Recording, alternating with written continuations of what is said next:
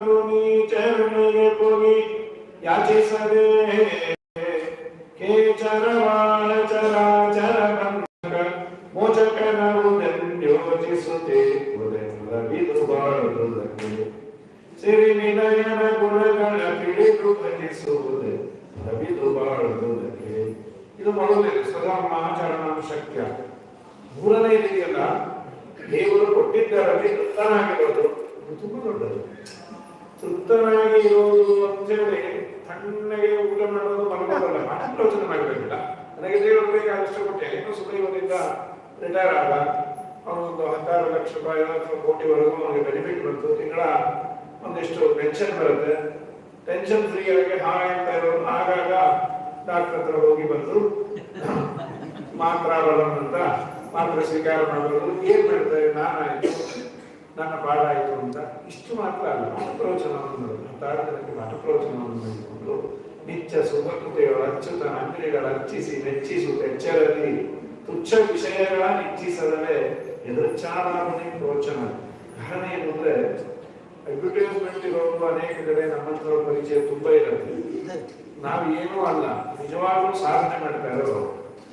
ಸಾಧನೆಗಾಗಿ ಜೀವನವನ್ನು ಮೀಸಲಿಟ್ಟಿದ್ದಾರೆ. ಪಾಠ ಪ್ರವಚನವೇ ಉಸಿರಾಗಿ ಇಟ್ಕೊಂಡು 16 ಗಂಟೆ ಪಾಠವನ್ನು ಮಾಡ್ತಾ ಸಣ್ಣ ವಯಸ್ಸಿನಲ್ಲಿ ಈ ವೈರಾಗ್ಯ ಬರೋದು ಕಷ್ಟವೇ. ನಾನು ಬುದ್ಧಿಬೇಕು, ಸಂಪಾದನೆ ಮಾಡಬೇಕು, ಮಗನಿಗೆ ಹಣ ಇರಬೇಕು, ಈ ಭಾವನೆಗಳೆಲ್ಲ ಇದ್ದಾಗ ದೇವರಿಗಾನೆ ಪಾಠ ಪ್ರವಚನ ಒಬ್ಬಶಾಸ್ತ್ರ ಇದೆ ಯೋಗ್ಯವಾದದ್ದು. ಆಚಾರ್ಯರಿಗೆ ನಮಿಸಿ ವ್ಯಾಸರಾಜರ ಬಗ್ಗೆ ಅದನ್ನ ಆಡುವಂತ ಅರ್ಹತೆ ಅದು ಶ್ರೀಪಾದರಾಜರಿಗಿದೆ. ವ್ಯಾಸರಾಜರ ಬಗ್ಗೆ ಏನಾದ್ರು ಆಡಬೇಕು ಅಂದ್ರೆ ವಿಜೇಂದ್ರ ಸ್ವಾಮಿಗಳಿಗಿದೆ. ರಾಘವೇಂದ್ರ ಸ್ವಾಮಿಗಳನ್ನ ಮಹಾನುಭಾವರು ಮಾತನಾಡ್ತಾರೆ. 50 ಗ್ರಂಥಗಳಿಗೆ ವ್ಯಾಖ್ಯಾನವನ್ನು 50 ಗ್ರಂಥಗಳನ್ನ ರಚನೆ ಮಾಡಿದ ಶ್ರೀಮದ್ ನ್ಯಾಯಸುಧೆಗೆ ಅದ್ಭುತವಾದ ಟಿಪ್ಪಣಿಯನ್ನು ಬರೆದಂತಹ ರಾಘವೇಂದ್ರ ಸ್ವಾಮಿಗಳನ್ನದು ಟೀಕಾ ಗಾಂಭೀರ್ಯ ಮುಕ್ತತ್ವ ವ್ಯಾಸರಾಜರ ಕ್ಷಮ. ಶ್ರೀಮದ್ ಟೀಕಾಕೃತ್ಪಾದರ ಮಾತನ್ನ ಏನಾದರೂ ಅರ್ಥ ಮಾಡಿಕೊಂಡು ಅದರ ಬಗ್ಗೆ ಒಂದೆರಡು ಮಾತನ್ನ ಆಡುವ ಅರ್ಹತೆ ಇದೆ ಅಂದ್ರೆ ಅದು ಕೇವಲ ವ್ಯಾಸರಾಜರಿಗೆ ವಿಜೇಂದ್ರ ಸ್ವಾಮಿಗಳಿಗೆ ಇದೆ, ನನ್ನಂಥವನಿಗೆ ಇಲ್ಲ ಅಂತ. ಈ ಮಾತನ್ನ ಅವರು ಆಡಬೇಕಾದ್ರೆ ವ್ಯಾಸರಾಜರ ಹೈತೆ ಅಲ್ಲ. ನೀವು ಮತ್ತೆ ವ್ಯಾಖ್ಯಾನ ಬರೋದ್ರಲ್ಲ, ಹೇಗೆ ಬರೋದ್ರಿ? ಅದು ಕೇವಲ ವ್ಯಾಸರಾಜರ ವಿಜೇಂದ್ರರ ಕೃಪಾದೃಷ್ಟಿನಂತೆ ಬಿದ್ದದ್ದರಿಂದ ಒಂದೆರಡು ಅಕ್ಷರ ನನ್ನಿಂದ ಬರೀಲಿಕ್ಕಾಯಿತು ಅಂತ ಈ ಮಾತನ್ನ ಅಥೆಂಟಿಕ್ ಆಗಿ ಅಂತಾರೆ. ಪ್ರಾಯ ಒಂದು ಮಠದ ಯತಿಗಳು ಆಲ್ಮೋಸ್ಟ್ ಸಮಕಾಲೀನ. ಇನ್ನೊಬ್ಬ ಯತಿಗಳನ್ನ ಡಯಾಸ್ ಮೇಲೆ ಹೊಗಳಬಹುದು. ಅದು ಏನು, ಇವತ್ತಿನ ಕಾಲದಲ್ಲಿ ಸ್ವಲ್ಪ ದಾಕ್ಷಿಣ್ಯ ಹೆಚ್ಚಾಗಿ ಅವ್ರು ಏನು ಸಾಧನೆ ಮಾಡಿರ್ತಾರೋ ಬಿಟ್ಟಿರ್ತಾರೋ ಅನಿವಾರ್ಯವಾಗಿ ಹೊಗಳೋದು ಜಾಸ್ತಿ ಆಗಿಬಿಟ್ಟಿದೆ. ಇವ್ರಿಗೆ ಸಮಯ ಇಲ್ಲ ಅಂತ ಅವರು, ಅವ್ರ ಸಮಯ ಇವರು. ವಿದ್ವಾಂಸರ ಬಗ್ಗೆ ಆಡ್ತಿರೋದು, ಯತಿಗಳ ಬಗ್ಗೆ ಆಡೋದು ಡಿಪಾರ್ಟ್ಮೆಂಟೇ ನನ್ನಲ್ಲ. ಅವರು ತುಂಬಾ ಎತ್ತರದ ಕಕ್ಷೆಯಲ್ಲಿರೋರು. ವಿದ್ಯಾವಚಸ್ಪತಿ ತೀರ್ಥರನ್ನವರು ಯತಿಗಳ ಬಗ್ಗೆ ಅನ್ಬೇಡಪ್ಪ, ವಿಮಾನದಲ್ಲಿ ಓಡಾಡೋರು, ನೀನು ವಿಮಾನದಲ್ಲಿ ಓಡಾಡೋರು ಅಂದ್ರೆ ಆ ಎತ್ತರದಲ್ಲಿ ಪರಮಹಂಸರು, ನೀವೆಲ್ಲ ಸೈಕಲ್ನಲ್ಲಿ ಓಡಾಡೋರು, ನಿಮಗಲ್ಲಿ ಕಾಣಲ್ಲ ಅಂತ ಈ ಅಭಿಪ್ರಾಯದಲ್ಲಿ ಇವತ್ತು ಸ್ವಲ್ಪ ಆರ್ಟಿಫಿಷಿಯಲ್ ಬುಕ್ ಜಾಸ್ತಿ ಆಗ್ತಾ ಇದೆ. ವ್ಯಕ್ತಿಯಲ್ಲಿ ವ್ಯಕ್ತಿತ್ವ ಇರುತ್ತೋ ಬಿಡುತ್ತೋ, ಹಿಂದೆ ಯಾರು ಇರ್ತಿರ್ಲಿಲ್ಲ, ಮುದಾಜೆ ಇಲ್ಲ, ವ್ಯಕ್ತಿತ್ವ ಇದೆಯಾ ಅವನು ಯಾರೇ ಆಗಲಿ. ನಮ್ಮ ಭಾಗವತಾದಿ ಗ್ರಂಥಗಳಲ್ಲಿ ಬರುತ್ತಲ್ಲ, ದೇವರು ನಮ್ಮಿಂದ ಎಕ್ಸ್ಪೆಕ್ಟ್ ಮಾಡೋದು ನೀನು ಯಾರ ಮನೆಯಲ್ಲಿ ಹುಟ್ಟಿದೆ, ಯಾವ ಕುಲ, ಯಾವ ಜಾತಿ ಅಲ್ಲ, ನಿನ್ನಲ್ಲಿ ಭಕ್ತಿ ಇದೆಯಾ, ಇದನ್ನೇನು ಇದನ್ನ ಎಕ್ಸ್ಪೆಕ್ಟ್ ಮಾಡಿದ್ದು ನಮ್ಮ ಪ್ರಧಾನರಾದರೆ ಹಿರೇದಾಸರಾದರೆ. ಮೊನ್ನೆ ಧನಾಭಿ ಜನರೂಪ ತಪಶ್ಚಿತೌಗ ತೇಜ ಪ್ರಭಾವ ಬಲಪುರುಷ ಬುದ್ಧಿಯೋಗಾಹ ನಾನಾಥನಾಯಿ ಭವಂತಿ ಪರಸ್ಯ ಪುರುಷಃ ಭಕ್ತ್ಯ ಪುರುಷ ಭಗವಾನ್ ನಡು ಯುದ್ಧಪಾಯ. ನರಸಿಂಹ ನೀನು ಒಲಿಲಿಕ್ಕೆ ಕೈಲಿಗೆ ಯಾವುದು? ಪ್ರಾಯ ಇವತ್ತಿನ ಕಾಲದಲ್ಲಿ ಇರೋದು ಅವರು ಶ್ರೀಮಂತರು, ಆದ್ದರಿಂದ ಅವ್ರ ಕೆಲಸ ಎಲ್ಲ ಬಗೆಹರಿಯುತ್ತೆ, ಅವರಿಗೆ ಬೇಗ ದೇವರ ದರ್ಶನ ಆಗುತ್ತೆ, ಅವರಿಗೆ ಸ್ವಾಮಿಗಳು ಸಿಗ್ತಾರೆ, ಅವರು ಮೊದಲನೇ ಪ್ರತಿಯಲ್ಲೇ ಎಲೆ ಸಿಗತ್ತೆ, ಅವ್ರಿಗೆ ಬೇಕಾದ ಅಡಿಗೆನೇ ಸಿಗತ್ತೆ. ಇದು ನಮ್ಮ ನಿಮ್ಮ ಪ್ರತ್ಯಕ್ಷದಲ್ಲಿ ಕಾಣುವಂಥದ್ದು. ನನ್ನಲ್ಲಿ ಹಣ ಇದೆ, ನಾನು ದೇವರನ್ನ ಪರ್ಚೇಸ್ ಮಾಡಬಹುದಾ? ದೇವರಂತಾರೆ, ಮಗನೇ ನನ್ನ ಹೆಂಡತಿ ಚೂರು ನೀನು ನೋಡಿದ್ದಕ್ಕೆ ಹಣ ಇದೆಯೋ, ಅವಳೇನಾದ್ರೂ ದೃಷ್ಟಿಯಿಂದ ನೋಡಿದ್ರೆ ಏನಿಲ್ಲ ರಾಜನಿನ ಹತ್ರ ನನ್ನ ಹಣ ಇದ್ದೋವೆಲ್ಲ ಸುಖವಾಗಿರ್ಬೇಕು ಅಂತ ಇಲ್ಲ. ಕೆಲವೊಮ್ಮೆ ಹಣ ಬಂದಿದ್ದೇ ಸಮಸ್ಯೆ ಕಾರಣ ಆಗುತ್ತೆ. ಕೆಲವರು ಅನ್ನೋದುಂಟು, ಹಣ ಇಲ್ಲದೆ ಇದ್ದರೆ ಒಂದೇ ಮನೆಗೆ ಇರ್ತಿದ್ವೋ ಏನೋ, ಈ ದುಡ್ಡು ಜಾಸ್ತಿ ಆಗಿ ನಮ್ದೊಂದು ಮನೆ, ನಮ್ಮ ಅಪ್ಪ ಅಮ್ಮನೊಂದು ಮನೆ, ಈಗ ಏನಾಗಿದೆ ಅಂದ್ರೆ ಅಪ್ಪಂದೊಂದು ಮನೆ, ಅಮ್ಮಂದೊಂದು ಮನೆ, ನನ್ನದೊಂದು ಮನೆ, ನನ್ನ ಹೆಂಡತಿನೊಂದು ಮನೆ, ಮಕ್ಕಳದಂತೂ ಅವ್ರು ಬೇರೆ ಮನೆ. ಯಾಕೆಂದ್ರೆ ಹಣ ಇದೆ ಇರೋದ್ರಿಂದ ಹಾಗಾಗಿ ಜಾಗ ಸಿಕ್ಕರೆ ಸಾಕು ಅಂತ ಮೊದಲು ಡೌಲ್ ಹಾಸಿರೋರು ಅವ್ರವ್ರ ಮನೆಯಲ್ಲಿ. ಈ ಹಣ ತುಂಬಾ ಮನುಷ್ಯನನ್ನ ಹಾಳು ಮಾಡುತ್ತೆ. ಅದು ಸ್ಲೋ ಪಾಯ್ಸನ್ ಅಂದ್ರೆ ಹಣ ಅಂತಾನೆ. ಪ್ರಕೃತದಲ್ಲಿ ಧನ, ಅಭಿಜ, ಸತ್ಪುರದಲ್ಲಿ ಹುಟ್ಟಿದ್ದಾರೆ. ಇವೆಲ್ಲವೂ ದೇವರ ಅನುಗ್ರಹಕ್ಕೆ ಪಾತ್ರರಾಗಲಿಕ್ಕೆ ಹೇತು ಹೌದು. ಆದರೆ ಮುಖ್ಯವಾಗಿ ದೇವರಲ್ಲಿ ಭಕ್ತಿ ಇದ್ರೆ ಇದಕ್ಕೆಲ್ಲ ಬೆಲೆ ಇದೆ. ದೇವರಲ್ಲಿ ಭಕ್ತಿ ಇಲ್ಲ ಅಂದ್ರೆ ನನ್ನ ಹತ್ರನೇ ಬರಬೇಡ ಅಂತಾರೆ. ಹಾಗಾದ್ರೆ ದೇವರಿಗೆ ಮುಖ್ಯವಾಗಿ ಬೇಕಾದದ್ದು ಅವನಲ್ಲಿ ಪ್ರೀತಿ. ಆ ಪ್ರೀತಿಯನ್ನು ಮಾಡಿದಾಗ ದೇವರು ಒಲಿತಾನೆ. ಪುಕ್ಕಟ್ಟೆ ಪ್ರೀತಿ ಬರೋದಿಲ್ಲ. ಮಹಾತ್ಮೆ ಜ್ಞಾನಪೂರ್ವಸ್ತು ಸುದೃಢ ಸರ್ವತೋರಿಕ.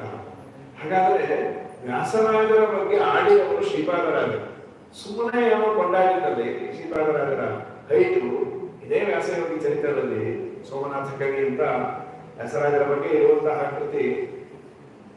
ಅವನು ಹೇಳುವಂತಹ ವ್ಯಾಸರಾಜರ ಶ್ರೀಪಾದರಾಜರ ಬಗ್ಗೆ ಒಂದು ಮಾತನ್ನ ಹೇಳಿದ ವ್ಯಾಸಯೋಗಿ ಚರಿತ್ರದಲ್ಲಿ. ಪಕ್ಷಧರ ಮಿಶ್ರರು ಅಂತ ಅವರಿದ್ದದ್ದು ದರ್ಭಾಂಗ. ದರ್ಭಾಂಗ ಅಂದ್ರೆ ಈಗ ನಮ್ಮ ಪಾಟ್ನಾ ಇದ್ದಾರೆ, ಅದೆಲ್ಲ ತಕ್ಷಶಿಲಾ ಇದೆಲ್ಲ ದೊಡ್ಡ ಯೂನಿವರ್ಸಿಟಿಗಳು. ಆವತ್ತಿನ ಕಾಲದಲ್ಲಿ ನಂದರು ಇದ್ದ ಕಾಲದಲ್ಲಿ ದೊಡ್ಡ ಇದೆಲ್ಲ ತಕ್ಷಶಿಲಾ ಇವುಗಳೆಲ್ಲ ದೊಡ್ಡ ದೊಡ್ಡ ವಿದ್ಯಾಕೇಂದ್ರ. ಪ್ರಾಯಃ ಸುತ್ತಮುತ್ತ ಇದ್ದದ್ದು ವಿದ್ಯಾಕೇಂದ್ರಗಳು. ಅಲ್ಲೊಂದು ದೊಡ್ಡ ಯೂನಿವರ್ಸಿಟಿ. ಆ ಯೂನಿವರ್ಸಿಟಿ ಕುಲಪತಿ ಅವರು 70-71 ವರ್ಷದ ದೊಡ್ಡ ಯೂನಿವರ್ಸಿಟಿಯ ಕುಲಪತಿಗಳು ಪಕ್ಷಧರ ಮಿಶ್ರರು. ಪಕ್ಷಧರ ಮಿಶ್ರರು 72 ವರ್ಷ. ಅವರು ಪಂಡಿತರಾಗಿದ್ದು ಯಾವಾಗ? ಏನೋ 60 ವರ್ಷ ಆದ್ಮೇಲೆ 10 ವರ್ಷ ಓದಿ. ಅವರ 15ನೇ ವರ್ಷ ಪಂಡಿತ. 15ನೇ ವರ್ಷದಿಂದ ಅವರ ಪಾಠವನ್ನ ಹೇಳಿ ಹೇಳಿ ಹೇಳಿ 72 ವರ್ಷ ನ್ಯಾಯಶಾಸ್ತ್ರದ ಪಾಠವನ್ನ ಹೇಳಿ ಅನೇಕ ನ್ಯಾಯಶಾಸ್ತ್ರದ ಉದ್ಗ್ರಂಥಗಳನ್ನು ಬರೆದಂತಹ ಅನೇಕ ಗ್ರಂಥಕಾರರಿದ್ದಾರೆ. ನೀತಿಕಾರ, ಗದಾಧರ ಭಟ್ಟಾಚಾರ್ಯರು ಅಂತ. ಇವರೆಲ್ಲರೂ ಇವರ ಶಿಷ್ಯರು. ಅಂಥ ಅದ್ಭುತವಾದ ಪಾಂಡಿತ್ಯ ಆ ವ್ಯಕ್ತಿದು. ವ್ಯಾಸರಾಜರ ಕಾಲದಲ್ಲಿ ಏನಾಗಿತ್ತು ಅಂದ್ರೆ ವಾದದ ಪ್ರಕ್ರಿಯೆ, ವಾದದ ಶೈಲಿಗೆ ಬದಲಾಗಿ ಬಿಟ್ಟಿತ್ತು. ನವೀನ ನ್ಯಾಯ ಅಂತ ಒಂದು ಬಂದಿತ್ತು. ಪ್ರಾಚೀನ ನೈಯಾಯಿಕರು, ಪ್ರಾಚೀನ ನ್ಯಾಯ, ನವೀನ ನ್ಯಾಯ ಅಂತ ಎರಡು ಗೊತ್ತಿದ್ವು. ನವೀನ ನೈಯಾಯಿಕರು ಅಂತ. ಆ ನೈಯಾಯಿಕರು ಅಂದ್ರೆ ಈಗೆಲ್ಲ ಇದಾರಲ್ಲ ದೊಡ್ಡ ದೊಡ್ಡ ಲಾಯರ್ಸ್. ಕೆಲವೆಲ್ಲ ಕೇಸ್ ಆ ಲಾಯರ್ ಕೊಟ್ಟರೆ ಗೆದ್ದೇವೆ ಅಂತೀವಿ. ಫಾರ್ ಎಕ್ಸಾಂಪಲ್ ಇಲ್ಲಿ ಪ್ರಸಿದ್ಧದ CV ನಾಗೇಶ್ ಅನ್ನೋರು ಕೊಟ್ರೆ ಅವರು ನಮ್ಮನ್ನ ಗೆಲ್ಲಿಸ್ತಾರೆ.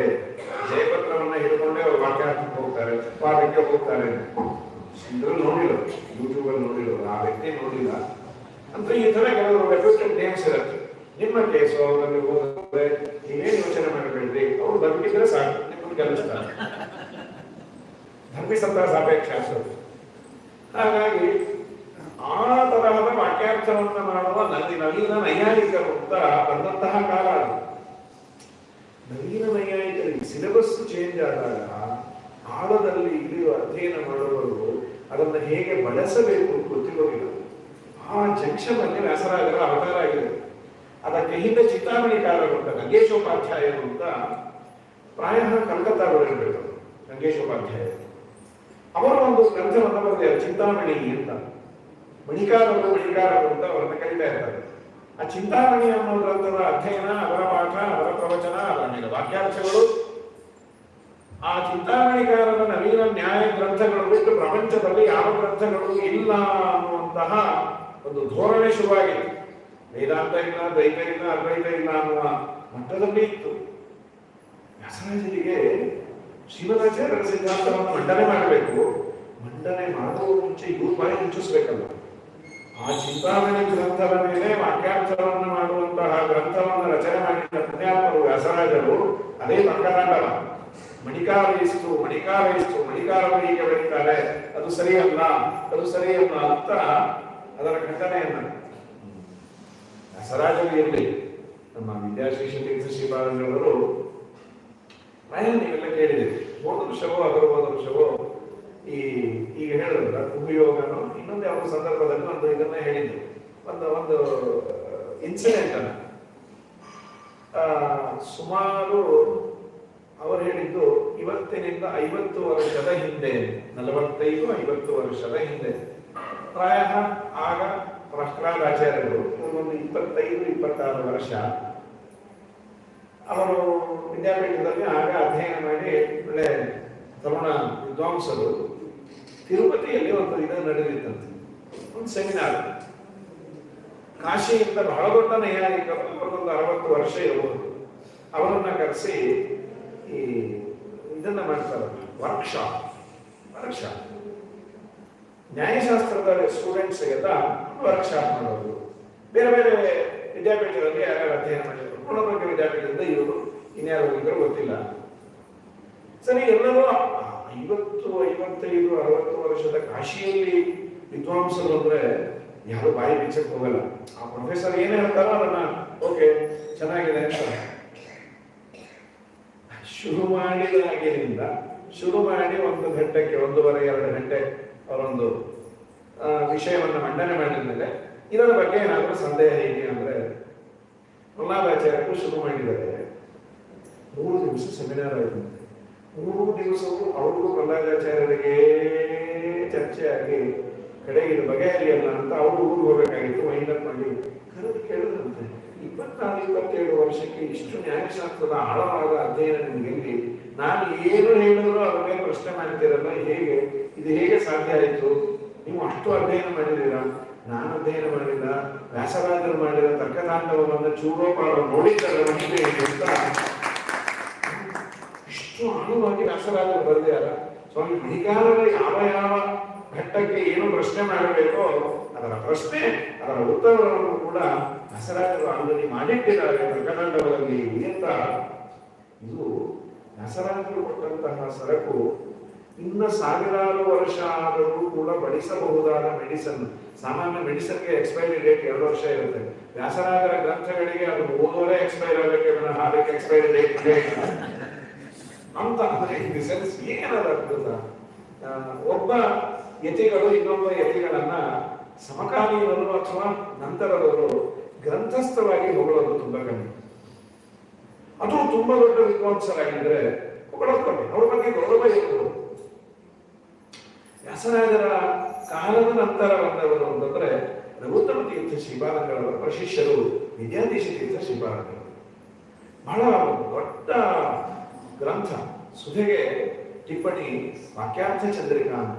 ಇವತ್ತು ವಿದ್ವಜ್ಜನಕ್ಕೆ ತುಂಬಾ ಆನಂದವನ್ನು ಕೊಡುವ, ಯಾಕಂದ್ರೆ ಶ್ರೀಮನ್ಯಾಯ ಸುಧೆಯ ಪಂಕ್ತಿ ಒಂದು 5-6 ಲೈನ್ ಇದ್ರೆ ವಾಕ್ಯಾರ್ಥ ಚಂದ್ರಿಕಾ ಸುಮಾರು ಒಂದು 7-8 ಪೇಜ್ ಇರುತ್ತೆ. ಇದು ಟೀಕಾಟಿಪ್ಪಣರ ಹೃದಯ ಅಂತ. ಅಷ್ಟು ವಿಸ್ತಾರವಾದ ಟಿಪ್ಪಣಿ ಯಾವುದೂ ಇಲ್ಲ. ವಾಕ್ಯಾರ್ಥ ಚಂದ್ರಿಕಾದಷ್ಟು ವಿಸ್ತಾರವಾದ ಆ ವಾಕ್ಯಾರ್ಥ ಚಂದ್ರಿಕಾಕಾರರು ವಿದ್ಯಾಧೀಶ ತೀರ್ಥ ಶ್ರೀಪಾದಂಗಳು ಗ್ರಂಥಕರ್ತೃಗಳು. ಅವರು ಸುಧಯ ಮಂಗಲಾಚರಣೆಯಲ್ಲಿ ವ್ಯಾಸರಾಜರಿಗೆ ನಮಸ್ಕಾರ ಮಾಡ್ತಾರೆ. ಆ ನಮಸ್ಕಾರ ಮಾಡಿದ್ದು ಏನು ಸುಂದರವಾಗಿ ವ್ಯಾಸರಾಜರ ಬಗ್ಗೆ ಅವರಿಗೆ ಗೌರವ ಎಷ್ಟಿತ್ತು ಅನ್ನೋದು ಆ ಶ್ಲೋಕದಲ್ಲಿ ಅಭಿವ್ಯಕ್ತ ಮಾಡ್ತಾರೆ. ವ್ಯಾಸರಾಜ ಗುರುಭ್ಯೋ ನಮಃ ಇಷ್ಟೇ ಅಲ್ಲ, ವೇದಾಂತಾದ್ಯ ಮಹಂತ ಬೋಧಗೇನ ಸಬ್ರಹ್ಮ ಸೂತ್ರಾಹಿಮ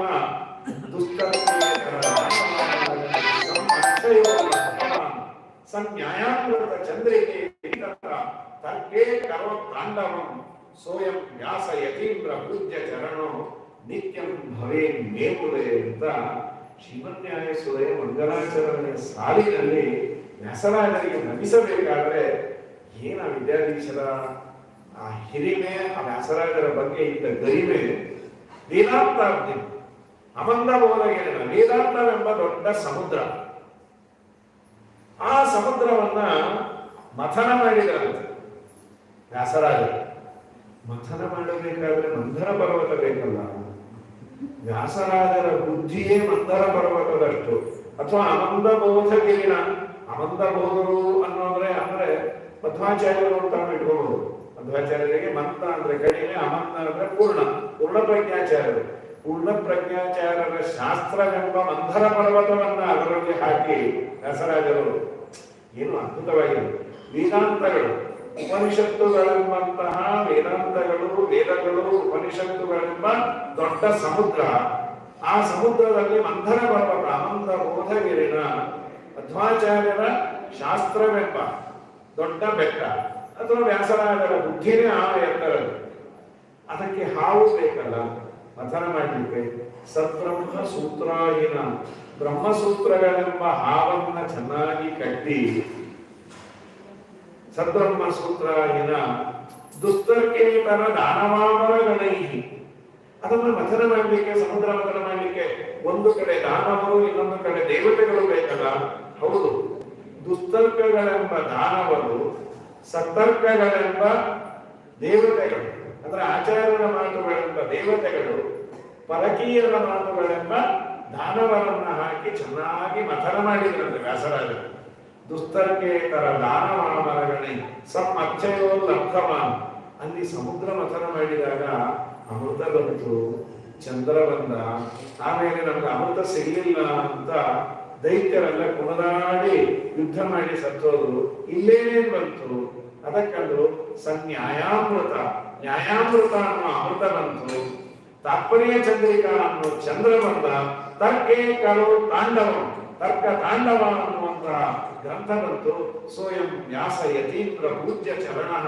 ಅಂತಹ ವ್ಯಾಸತೀರ್ಥರೆಂಬ ಮಹಾನುಭಾವರು ನನಗೆ ನಿತ್ಯವೂ ಒಳ್ಳೆಯದಾಗುವಂತೆ ಹರಿಸಲಿ ಅಂತ ಇದು ವಿದ್ಯಾರ್ಥಿ ತೀರ್ಥ ಶ್ರೀಪಾದಂಗಳು ಶ್ರೀಮನ್ ನ್ಯಾಯಸುದಯ ಮಂಗಲಾಚರಣೆಯಲ್ಲಿ ಬರೆದಂತಹ ಅದ್ಭುತವಾದ ಶ್ಲೋಕ. ವ್ಯಾಸರಾಜರನ್ನ ಹೊಗಳೋದು ಶ್ರೀಪಾದರಾಜರು ನಮ್ಮ ಪುರಂದರದಾಸರ ತೀಸು ಮುನಿಗಳಿದ್ದು ಏನು ಮಾಡಿದರು, ನಮ್ಮ ವ್ಯಾಸರಾಜರು ಮಾಡಿದ್ದು. ಅದರ ನಂತರದಲ್ಲಿ ನಮಗೆ ಇನ್ನೊಂದು ಸಿಗೋದು 3 ಗ್ರಂಥಗಳು ಅಂದ್ರೆ ನರಸಿಂಹದೇವರು 3 ಕಣ್ಣಿದ್ದಂತೆ ಅಂತ ವಾದಿವರ ಸ್ವಾಮಿಗಳು ನೇತ್ರಾಣಿಮ ಗುರುಗಳ ಸ್ಥಾನದಲ್ಲಿ ಗ್ರಹಣೆ ಇಂದತೆ ಯತ್ಪ್ರಬಂಧ ಯದ್ವಾಗ್ ಅದ್ವೈತ ವಿದ್ಯಾ. ಅದ್ಭುತವಾಗಿ ವ್ಯಾಸರಾಜರು ಇಂತಹ ವ್ಯಾಸರಾಜರು ಈಗ ಹೇಳಿದಂತೆ ಅತೀ ಸಣ್ಣ ವಯಸ್ಸಿಗೆ ಎಲ್ಲ ವಿದ್ಯೆಗಳನ್ನು ಕಲಿತು ಗುರುಗಳಲ್ಲಿ ಕೇಳಿದಂತೆ ನಮಗೆ ಸಾಕ್ಷತೆಯನ್ನು ಕೊಡಿ, ಯಾಕೆ ಎಲ್ಲಿ ಹೋಗ್ಬೇಕು, ನಾನು ಉತ್ತರ ದೇಶಕ್ಕೆ ಹೋಗಿ ಆನಂದ ತೀರ್ಥರ ಶಾಸ್ತ್ರಗಳನ್ನ ಎಲ್ಲ ಕಡೆ ಹರಡಬೇಕಾಗಿದೆ. ಅದರಲ್ಲೂ ಈ ನವೀನ ನೈಯಾಯಿಕರ ವಾಕ್ಯಾರ್ಥಗಳು ಜಾಸ್ತಿ ಆಗಿದೆ. ಅವರೊಟ್ಟಿಗೆ ನಾನು ವಾಕ್ಯಾರ್ಥ ಮಾಡಿ ಮಧ್ವ ಸಿದ್ಧಾಂತವನ್ನು ಮಂಡನೆ ಮಾಡಬೇಕು. ಕೇಳಿದ ಕಾರಣ ಚೆನ್ನಾಗಿದೆ, ಒಳ್ಳೆಯ ಶಿಷ್ಯನನ್ನ ಕಳಿಸ್ಲಿಕ್ಕೆ ತುಂಬಾ ಬೇಸರ. ಆದ್ರೆ ಏನ್ ಮಾಡೋದು? ಮಂತ್ರಾಕ್ಷತೆಯನ್ನು ಕೊಟ್ಟು ಕಳಿಸಿದರೆ ಅಕ್ಷರ ಮಿಶ್ರದ ಜೊತೆ ವಾಕ್ಯಾರ್ಥ ಮಾಡಬೇಕು ಅಂತ ಬಂದದ್ದು ಇವರು. ನಡೆದು ಬಂದದ್ದು 2 ವರ್ಷ. ಎಲ್ಲಿ ಉಳಬಾರ್ದು, ಎಲ್ಲಿ ದರ್ಭಾಂಗ, ಪಾಟ್ನಾ ಹತ್ರ ನಡೆದು ಹೋಗ್ಬೋದು. ಬಂದು ಒಂದು ರಾಯಸವನ್ನು ಹಾಗೆ ಕಾಲದಲ್ಲಿ ಒಂದು ಪದ್ಧತಿ ಅಲ್ವಾ. ಹೀಗೆ ಒಬ್ಬ ದಾಕ್ಷಿಣಾತ್ಯ ಯತಿಗಳು ಬಂದಿದ್ದಾರೆ, ವ್ಯಾಸತೀರ್ಥರು ಅಂತ. ತಮ್ಮೊಟ್ಟಿಗೆ ವಾಕ್ಯಾರ್ಥವನ್ನು ಮಾಡಬೇಕು. ವಿದ್ಯಾ ಸಂಪತ್ತು, ಶಿಷ್ಯ ಸಂಪತ್ತು. ಯೂನಿವರ್ಸಿಟಿ ಕುಲಪತಿಗಳು 70 ವರ್ಷದವರು ಅಂದ್ರೆ ಈ 20 ವರ್ಷದ ಯತಿ ಹತ್ರ ಏನ್ ಮಾತಾಡ್ತಾರೆ? ಅವರು ಬರದಂತಹ ರಾಯಸವನ್ನ, ಲೆಟರ್ ಅನ್ನ ಬಿಸಾಕದ ಏನ್ ಗೊತ್ತಿರುತ್ತೆ? ಅಧ್ಯಯನ ಅಂದ್ರೆ ಏನ್ ಗೊತ್ತಾ? 20 ವರ್ಷಕ್ಕೆ ಎಷ್ಟು ಗ್ರಂಥಗಳಿದೆ ಅನ್ನೋದು ಗೊತ್ತಿರತ್ತ? ಈ ಪಕ್ಷದವನ್ನ ಎದುರಾಳಿಯಾಗಿ ಮಾತಾಡೋಲ್ಲ.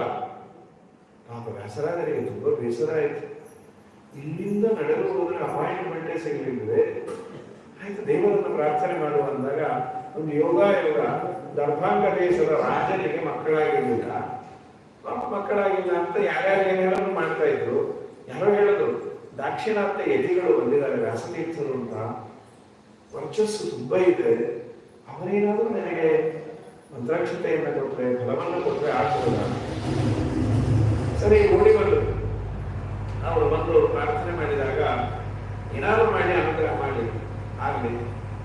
ಮೋಕ್ಷವನ್ನೇ ಕೊಡುವಂತಹ ವ್ಯಾಸತೀರ್ಥರಿಗೆ, ಮೋಕ್ಷ ಶಾಸ್ತ್ರವನ್ನ ರಚನೆ ಮಾಡಿದ ವ್ಯಾಸರಾಜರಿಗೆ ಏನು ಮಹತ್ವದ್ದಲ್ಲ. ಸಂತಾನ ಗೋಪಾಲಕೃಷ್ಣ ಮಂತ್ರವನ್ನು ಜಪ ಮಾಡಿ ಆ ಗೋಪಾಲಕೃಷ್ಣ ದೇವರಿಗೆ ಅಭಿಷೇಕ ಮಾಡಿ ತೀರ್ಥವನ್ನು ಕೊಟ್ಟರು. ರಾಣಿ ಗರ್ಭಿಣಿ ಆಗಿ ಏನು ರಾಜನಿಗೆ ಆನಂದ. ನೀವು ಏನು ಕೇಳ್ತೀರೋ ಕೊಡ್ತೇನೆ ಅಂತ. ವ್ಯಾಸರಾಜರಂತೆ ಏನ್ ಕೇಳಿದ್ರು ಕೊಡ್ತೀಯ, ನೀವೇನು ಅರ್ಥ ರಾಜ್ಯ ಬೇಕಾದ್ರೆ ಕೇಳಿ.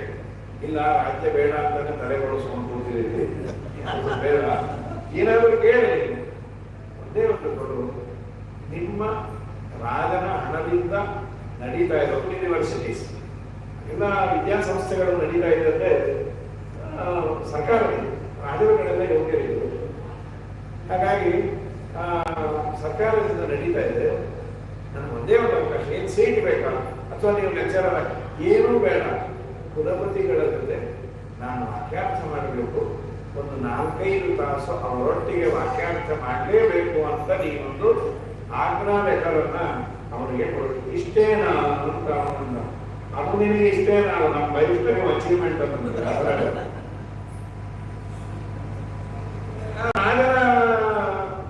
ಲೆಟರ್ ಹೆಡ್ಡಲ್ಲಿ ಹೋದ್ರೆ ನಮೋ ಹೋದ್ರೆ ನಾನು ಬಾಯಿ ಮುಚ್ಕೊಂಡು ಒಪ್ಕೊಂಡೇಬೇಕು. ವ್ಯಾಸರಾಜರ ಅಂದ್ರೆ ಕೀರ್ತಿ ಸಾಕ್ಕೊಂಡು ವ್ಯಾಸರಾಜರ ಲೆಟರ್ ಅಂದ್ರೆ ರಾಜರ ಲೆಟರ್, ಈ ವರ್ಷ ರಾಷ್ಟ್ರೀಯ ಹಬ್ಬ, ಅವತ್ತಿನ ದಿವಸ ವಾಕ್ಯಾರ್ಥ ಇದೆ, ಯಾರು ಪಕ್ಷಧರ ಮಿಶ್ರರು ವಾಸಸ್ ದಾಕ್ಷಿಣಾತ್ಯ ಯತಿಗಳು ವ್ಯಾಸತೀರ್ಥ. ಬಹಳ ಬೇಜಾರು ಕೊಟ್ಕೊಂಡ್ರು. ಯಾಕೆ ಈ ಯತಿ ನನ್ನನ್ನು ಬಿಡ್ತಾ ಇಲ್ಲಪ್ಪ, ಯತಿವಂತೆ ವರ್ಷ ನನ್ನ ಕಟ್ತಾರೆ, ಶಿಷ್ಯರಂದ್ರೆ ಯತಿವಂತೆ ಅವರೇ ನಿಮ್ಮನ್ನ ರೆಸಲಿಗೂ ಕಳೆದಿಲ್ಲ, ಫೈಟಿಂಗ್ಗೆ ಏನು ಕಳೆದಿಲ್ಲ. ಅಲ್ಲ ವಾಕ್ಯಾರ್ಥವನ್ನು ಮಾಡ್ತೀವಿ ಅಂತಾರೆ, ಮಾಧ್ವರಿಗೆ ದೀಕ್ಷೆ ಜಾಸ್ತಿ, ವಾಕ್ಯಾರ್ಥದಲ್ಲಿ ಸೋಲ್ತಾರೆ, ಸೋತ ಮೇಲೆ ಇಲ್ಲಿ ಗಂಗೆ ನದಿ ಹಾರ್ಕೊಳ್ತಾರೆ, ಅದಕ್ಕೆ ನಾನು ಕಾರಣ ಆಗ್ತೀನಲ್ಲ. ಆಗ ಸರಿ, ದೇವರ ಸಂಕಲ್ಪ ಏನಾಗುತ್ತೋ ಆಗಿ ವಾಕ್ಯಾರ್ಥ ದಿವಸ ಬಂದಿದೆ. ವ್ಯಾಸತೀರ್ಥರು ಕೂತಿದ್ದಾರೆ, ಪಕ್ಷಧರ ಮಿಶ್ರರು 10 ಶಿಷ್ಯರ ಜೊತೆ ಕಾಲಕ್ಕೆ ಅವರ ಪಾಂಡಿತ್ಯ, ವರ್ಚಸ್ಸು, ವಿದ್ಯೆಯ ವರ್ಚಸ್ಸು ಬೇರೆನೆ. ಅದು ನಿರಂಗರಾಗ ಮುಖರಾಗ ವದ್ಯಕಂ ವಿಭೂಷಣ ಕೃಷ್ಣಕ ಭೂಷಣ ಇದು ಬೇರೆನೆ. ವಿದ್ಯೆ ತಂದುಕೊಡುವ ಯೋಗ್ಯತೆ ಬೇರೆನೆ.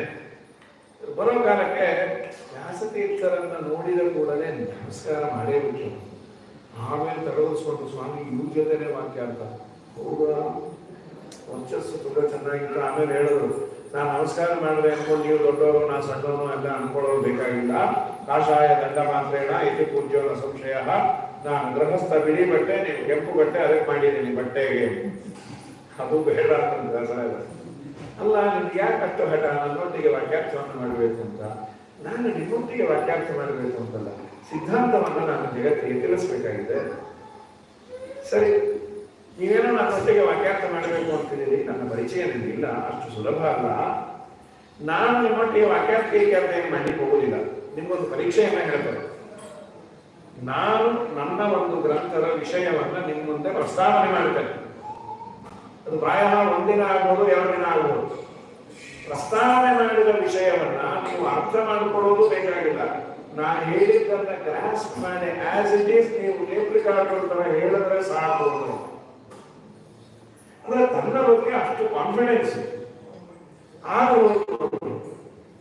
ಅಂತ 2 ದಿವಸ ಪೂರ್ವಪಕ್ಷವನ್ನು ಮಂಡನೆ ಮಾಡಿದೆ. ಪ್ರಾಯಃ ನ್ಯಾಯಶಾಸ್ತ್ರದಲ್ಲಿ ಏನಂದ್ರೆ ಫುಲ್ ಸ್ಟಾಪ್ ಬರೋದೇ ಕಮ್ಮಿ. 1000 ವಾರ ಪಟಾಕಿ ಇದ್ದಾರೆ, ಇಷ್ಟಿಂದ ಸೆಂಟೆನ್ಸ್ ಇರುತ್ತೆ, ಅದು ಒಂದೊಂದೇ ಸಂಬಂಧಗಳನ್ನು ಹಚ್ಕೊಂಡು ಹೋಗ್ತಾರೆ. ಸಮಾಜನಿಷ್ಠ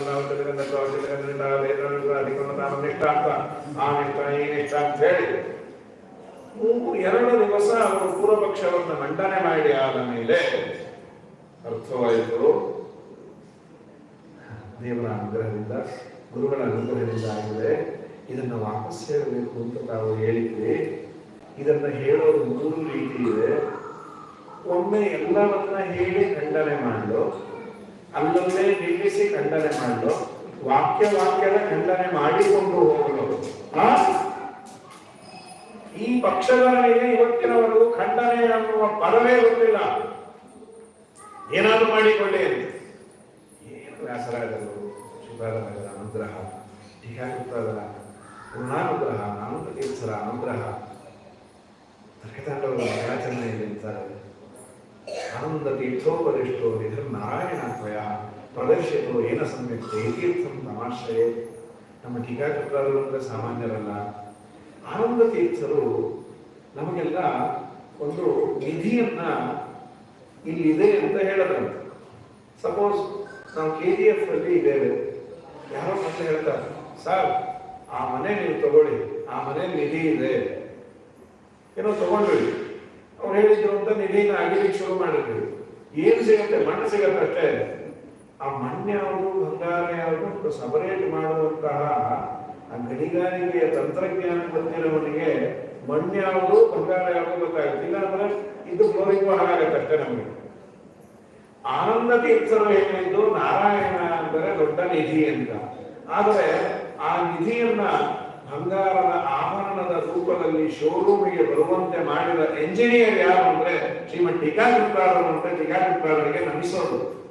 ಟೀಕಾಕೃತ್ಪಾದರ ಬಗ್ಗೆ ವ್ಯಾಸರಾಜರಿಗೆ ಇದ್ದ ಆ ಗೌರವ ಭಾವನೆ ಏನದು?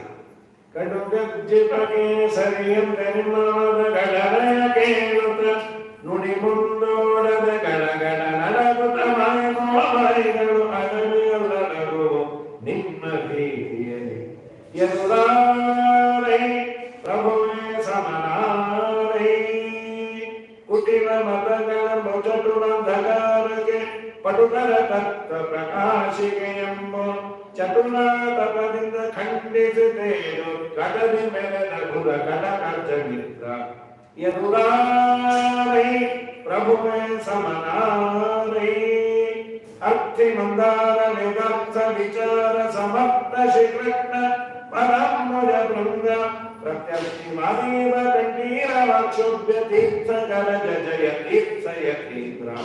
ಇದು ವ್ಯಾಸರಾಜರಿಗೆ ಟೀಕಾಕೃತ್ಪಾದರ ಬಗ್ಗೆ ಇದ್ದ ಹಿರಿಮೆ ಕಡಿಮೆ.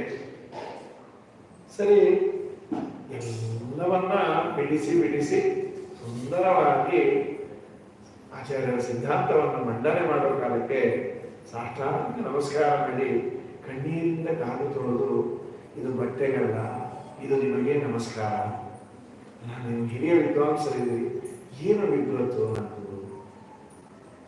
ಅವರು ತೆಗೆದ ಒಂದು ಉದ್ಗಾರ ವ್ಯಾಸರಾಜರ ಬಗ್ಗೆ ನಾವು ಕೇಳ್ತೇವೆ, ಯದಧೀತಂ ತದಧೀತಂ ಯನ್ನಾಧೀತಂ ತದಪ್ಯಧೀತಂ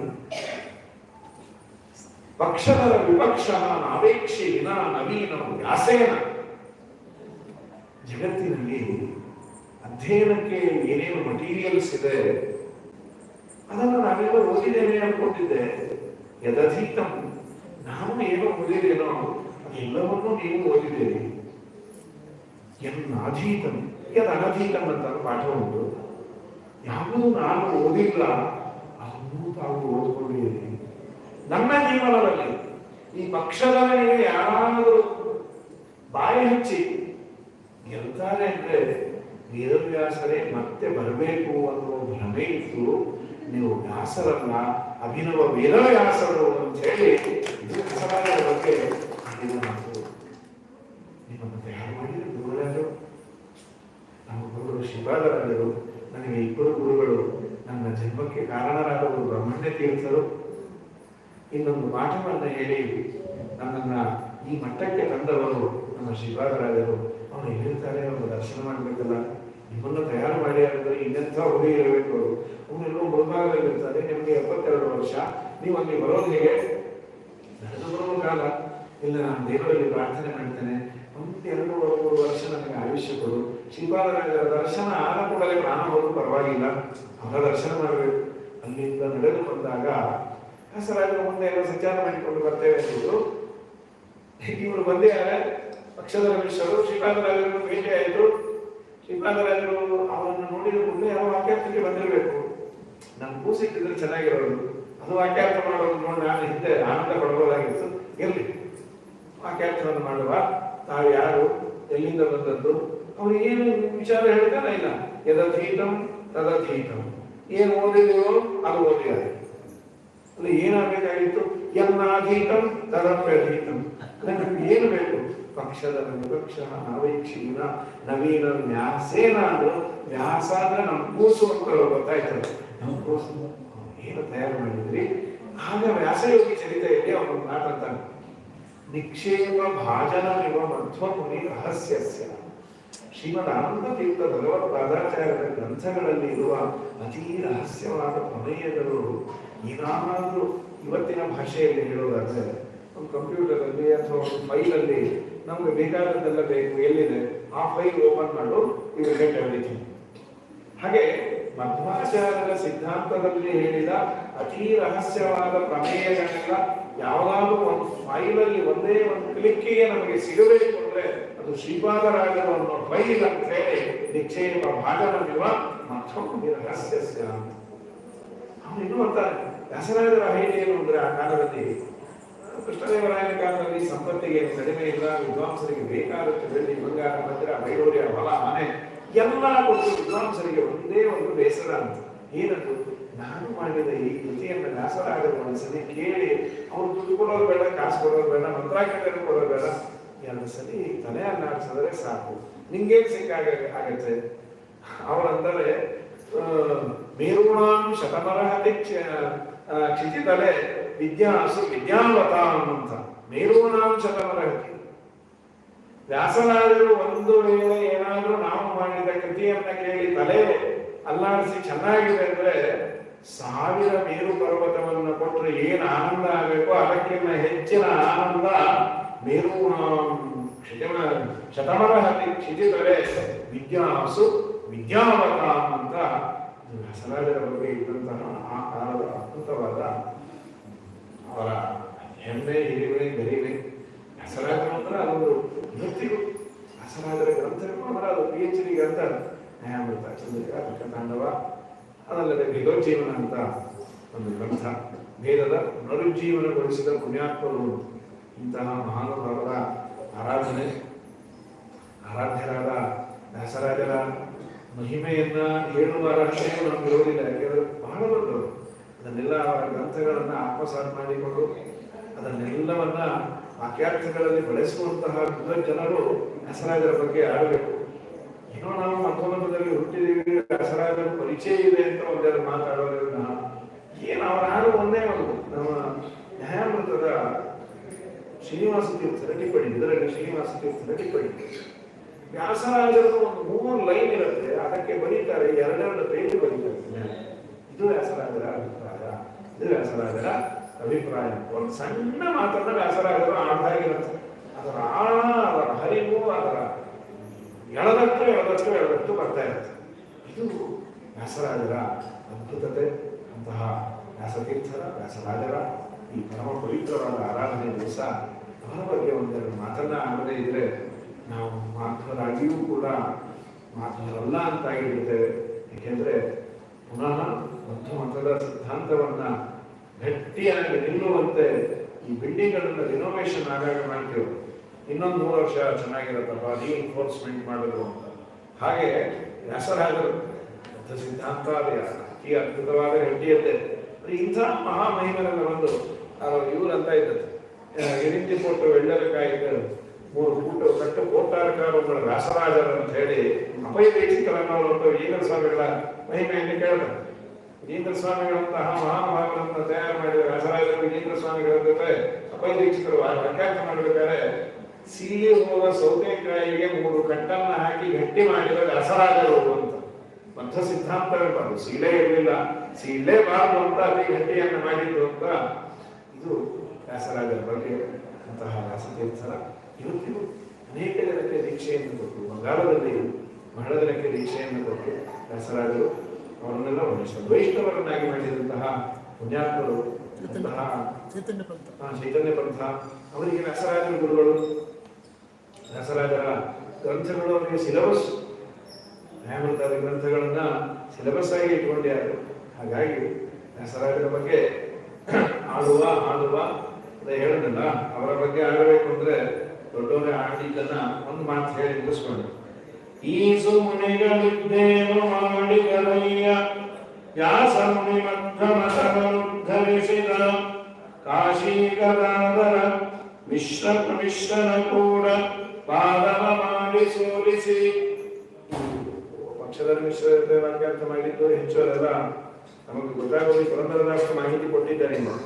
ದಾಸರೋದನ್ನ ಕಾಶಿ ಗದಾದರ ಮಿಶ್ರನ ಕೂಡ ಪಾದವ ಮಾಡಿ ಸೋಲಿಸಿ ದಾಸನ್ನ ಮಾಡಿಕೊಂಡ ದಾರುಣಿಯೋಳು ಕಾಶಿ ಮಿಶ್ರ ಪಕ್ಷದರ ಭಾರತೀಯ ಲಿಂಗಂಡ ವಿದ್ವಾಂಸರು 108 ಮಂದಿ ಬಲೋದೀಸಿದೆ. ಜಯಪತ್ರಿಕೆಯ ಕೊಂಡು ಮೆರೆದೆಯ ವಾಸುದೇವ ಗೋಪಾಲ ಕೃಷ್ಣಗೆ ವಿಭೂಷಣವ ಮಾಡಿ ಹಾಕಿಸಿದೆ. ಶ್ರೀಶ ಪುರಂದರ ವಿಠಲನ್ನ ಈಶ ಬೊಮ್ಮ ಇಂದ್ರಾದಿಗಳಿಗೆ ಈಶನೆಂದು ಡಂಗುರವ ವಹಿಸಿ ಮೇರೆಯ ದಾಸರು ನೀಸ ಮಂಚನು ಸನ್ಯಾಸ ಶಿರೋಮಣಿ. ಇದು ಪುರಂದರದಾಸರಂತದ್ದು. ಇದೇ ತರಹ ನಮ್ಮ ಶ್ರೀಪಾದರಾಜರು ವ್ಯಾಸರಾಜರನ್ನ ಕೊಂಡಾಡ್ತಾರೆ. ಗುರುಗಳಿಂದ ಕೊಂಡಾಡಿಸಿಕೊಳ್ಳೋದು ತುಂಬಾ ದೊಡ್ಡದು. ವ್ಯಾಸರಾಜರ ಬಗ್ಗೆ ಹೇಳಬೇಕು ಅಂದ್ರೆ ಒಂದ್ ತಲೆ ಸಾಲದೇ ಇಲ್ಲ. ನಮ್ಗೆಲ್ಲ ಇರೋದೇ ತಲೆ ಒಂದು, ಆ ತಲೆನೂ ಇನ್ನೆಲ್ಲೋ ಇರುತ್ತೆ, ನೆಟ್ಟಿಗಲ್ಲ. ಇನ್ನು ನಾಲಿಗೆ ಎರಡು ನಾಲಿಗೆ ಏನೇನೋ ಮಾತಾಡ್ತೀವಿ, ಇಲ್ಲೊಂದು ಅಲ್ಲೊಂದು. ಹಾಗಾದ್ರೆ ವ್ಯಾಸರಾಜರ ಬಗ್ಗೆ ಹಾಡೋದು ಸಾಸಿವೆ ದಿಕ್ವೆಗಳುಳ್ಳ ಶೇಷನೇ ಕೊಂಡಾಡಬೇಕು ವ್ಯಾಸ ಮುನಿರಾಯರ ಸನ್ಯಾಸದಿರವ. ಆಸೆಯಿಂದ ತಮ್ಮೋದರ ಪೋಷಣಕ್ಕಾಗಿ ಚಪ್ಪನ್ನ ದೇಶವ ತಿರುಗಿ ಸಂಚಾರ ಮಾಡುತ್ತ ಮೀಸಲ ಮಳಿ ಬಚ್ಚಿಟ್ಟು ಮಿಚ್ಚುಕೋಣಗೊಂಡು ದಿನ ಮೋಸ ಮಾಡಿ ಕಳೆವ ಸನ್ಯಾಸಿಗಳ ಸರಿಯೇ. ಸಾಸಿನ ದಿಕ್ವೆಗಳುಳ್ಳ ಶೇಷನೆ ಕೊಂಡಾಡಬೇಕು ವ್ಯಾಸ ಮುನಿವರರ ಸನ್ಯಾಸದಿರವ. ಕೆರೆಬಾವಿ ಪುರಾಗ್ರ ಹಾರಂಗಳ ಸರಿಯೇ ಸುರರೊಂದು ಲಕ್ಷ ಕುಟುಂಬಗಳ. ಇದಂತೂ ತುಂಬಾ ಆಶ್ಚರ್ಯ. 1 ಲಕ್ಷ ಕುಟುಂಬಕ್ಕೆ ಅವತ್ತು ಊಟ ತಿಂಡಿಯ ವ್ಯವಸ್ಥೆ, ಉಪಜೀವನದ ವ್ಯವಸ್ಥೆಯನ್ನ ಮಾಡಿಕೊಟ್ಟವರು. ಪ್ರಾಯಃ ಇವತ್ತು ಒಂದು ಕುಟುಂಬದ ರಕ್ಷಣೆ ಸ್ವಲ್ಪ ಸುಲಭ. ಯಾಕೆ? ನಾವಿಬ್ಬರು ನಮಗೊಬ್ಬರು, ಆ ಒಬ್ಬರು ಎಲ್ಲ ಹೊರಡೋದಂದ್ರೆ ನಾವಿಬ್ಬರೇ. ಇಂಥವ್ರಿಗೆ ಆಯ್ತಪ್ಪ, ನಾನು ನಿಮ್ಮ ಹೆಸರಿಗೆ ಮಠಕ್ಕೆ ದಿನ ಬರ್ತಿರ್ತೇನೆ, ನೀವು ಊಟಕ್ಕೆ ಹೋಗಿ ಇರ್ಬೋದು. ಆದರೆ ವ್ಯಾಸರಾಜರ ಕಾಲದಲ್ಲಿ ಒಬ್ಬೊಬ್ಬರ ಮನೆಯಲ್ಲಿ ಅವಿಭಕ್ತ ಕುಟುಂಬ ಅಂದ್ರೆ ಮಕ್ಕಳ ಸಂಖ್ಯೆನೇ 2 ಕ್ರಿಕೆಟ್ ಟೀಮ್ ಇರೋದು, 24 ಕೇಶವಾದಿ ನಾಮಗಳು. ಇದರ ಜೊತೆಯಲ್ಲಿ ಅಪ್ಪ, ಅಜ್ಜ, ಮುತ್ತಜ್ಜೆ, ಅವರು ಇವರು, ಸೋದರತ್ತೆ, ಸೋದರ ಮಾಮ, ಸುಮಾರು ಮನೆಗಳೇ ಮಠ ಇದ್ದಾಗಿತ್ತು. ಈ ಮಠಕ್ಕೆ ಯಾವಾಗ ಬೆಲೆ ಬಂತು ಅಂದ್ರೆ ಮನೆಗಳೆಲ್ಲ ಒಳಗೋರ ಮೇಲೆ ಮಠ ಅಂತ ಬಂದದ್ದು. ಎಲ್ಲ 55 ಜನ ಅಡಿಗೆ ಮಾಡೋ ಯೋಗ್ಯತೆ ಅವ್ರಿಗೆ ಇತ್ತು. ಮಠಕ್ಕೆ ಯಾವಾಗ ನಾನು ಮಾಡ್ತೀನಿ, ಬಾ 50 ಜನರ ಅಡಿಗೆ. ಈಗ ಅಡಿಗೆನೇ ಉದ್ಯಾಪನೆ ಆಗೋದ್ರಿಂದ ಮಠಗಳು ಬೇಕಾಗಿದೆ. ಪ್ರಾಯ 50 ಜನಕ್ಕೆ ಅಡಿಗೆ ಸಲೀಸಾಗಿ ಮಾಡೋರು. ನಮ್ಮ ಅಜ್ಜಿ ಗಿಜ್ಜಿ ಅವರೆಲ್ಲ ಮಾಡೋರು ಸಲೀಸಾಗಿ. 50 ಜನ ಇರ್ಲಿ ಬಿಟ್ಟು ನಾನೇ ಮಾಡ್ಬಿಡ್ತೀನಿ. ಪುಣ್ಯಕ್ಕೆ ಏನಂದ್ರೆ ಈ ಭಕ್ತ ಇಚ್ಛಾ ಅದೆಲ್ಲ ಇರಲಿಲ್ಲ. ಈ ಚಂಪಾಕಲಿ, ಮೂಲಕಲಿ ಯಾವುದೂ ಇರಲಿಲ್ಲ. ನಾವು ಹೈಗ್ರೀವ ಅಂತ ಮಾಡೋದು, ಚಿತ್ರಾನ್ನ ಅಂತ ಮಾಡೋದು. ಈಗ ಅದೆಲ್ಲ ಹೈಗ್ರೀವನ್ನ ನಮಗೆ ಬೇಡಪ್ಪ, ಯಾಕಂದ್ರೆ ಅಂದ್ರೆ ಪುಣ್ಯ ಬರುತ್ತಲ್ಲ, ಅದಕ್ಕೆ ಬೇಡ. ಹೀಗಾಗಿ ಹಗಲೇ ಉಳ್ಳನ್ನವೇ ಆವಾಗ ಶ್ರೀಹರಿ ಪದ ಪದ್ಮ ಇವುಗಳನ್ನ ಕೇಸಿ ಪ್ರಕೃತಿಯಿಂದ ರಘುಪತಿ ಭಜಕ ಬ್ರಹ್ಮಣ್ಯ ತೀರ್ಥರ ಕುವರ ರಂಗವಿಠಲನನ್ನು ಬಿಡೆನು ಎಂಬ. ಸಾಸಿರೆ ದಿಕ್ವೆಗಳುಳ್ಳ ಶೇಷನೆ ಕೊಂಡಾಡಬೇಕು ವ್ಯಾಸರಾಯನಿಯ ವ್ಯಾಸ ಮುನಿರಾಯರ ಸನ್ಯಾಸದಿರವ. ಅದು ನಿಜವಾದ ಸರ್ಟಿಫಿಕೇಟ್ ಕೊಟ್ಟವರು ಶ್ರೀಪಾದರಾಜರಂತ ಮಹಾನುಭಾವರು. ಆ ಮಹಾನುಭಾವರು ವ್ಯಾಸರಾಜರ ಬಗ್ಗೆ ಹೀಗೆ ಕೊಂಡಾಡಿದ್ದಾರೆ. ಶಿಷ್ಯರಾದಂತಹ ವ್ಯಾಸರಾಜರ ಶಿಷ್ಯರು ಪುರಂದರದಾಸರು, ಕನಕದಾಸರು, ಹರಿದಾಸರ ಸಂತ ದೊರಕೀತು ಎನಗೀಗ ಇನ್ನೇನು ಅಂತ ಹೇಳಿ ಕೊಂಡಾಡಿದ್ದಾರೆ. ಅಂತಹ ಮಹಾನುಭಾವರು ಕೇಂದ್ರ ಸ್ವಾಮಿಗಳಂತ ಮಹಾನುಭಾವರು. ಅವರಂತೂ ಓಂ ಶ್ರೀ ವ್ಯಾಸರಾಜ ಗುರುಭ್ಯೋ ನಮಃ ಅಂತ ಓಂಕಾರವನ್ನ ಅತ್ಯಂತಗಳಲ್ಲಿ ಸೇರಿಸಿ ಒಂದು ವ್ಯಾಸರಾಜರ ಮಂತ್ರವನ್ನ ನೀವು ಪಠನೆ ಮಾಡಿದ್ರೆ ನಿಮ್ಮ ಅಭಿಷ್ಟಗಳೆಲ್ಲ ಈಡೇರುತ್ತೆ ಅಂತ ಈಗರ ಸ್ವಾಮಿಗಳು ವ್ಯಾಸರಾಜರ ಸ್ತೋತ್ರಗಳಲ್ಲಿ ಹೇಳ್ತಾರೆ. ಏನು 6 ಬಾರಿ ಸರ್ವಮೂಲ ಗ್ರಂಥ, 9 ಬಾರಿ ಶ್ರೀಮದ್ ನ್ಯಾಯಸುಧೆಯನ್ನ ಅರಿದು ಕುಡಿಯೋರು ಈಗರ ಸ್ವಾಮಿಗಳು. ನಿಮ್ಗೆ ಏನು ವ್ಯಾಸರಾಜರ ವ್ಯಕ್ತಿತ್ವ. ಅಂತಹ ವ್ಯಾಸತೀರ್ಥರ ಆರಾಧನೆ ದಿವಸ ಒಂದೆರಡು ಮಾತನ್ನ ಮಾಡುವ ಸೌಭಾಗ್ಯವನ್ನು ಕೊಟ್ಟದ್ದಕ್ಕೆ ಅಭಿನಂದನೆಗಳನ್ನು ಸಲ್ಲಿಸಿ ನಾನು ಮಾತಾಡೋದ ಅಂದಿದ್ದೆ. ವ್ಯಾಸರಾಜರೇ ಮಾಡಿಸಿ ಹರೇ ಶ್ರೀ ಕೃಷ್ಣ ನಮಸ್ತೆ.